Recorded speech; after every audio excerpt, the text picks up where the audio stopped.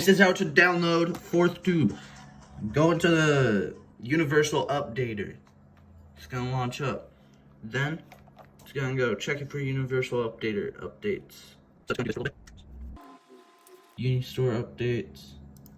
Then when it launches, you're gonna wanna scroll down to here, Fourth Tube. You're gonna press A.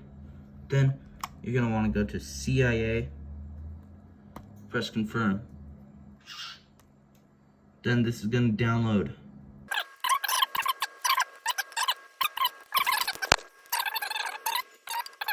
So when it's done installing, boom shakalaka, press home menu, go, and then it says new app. Wow.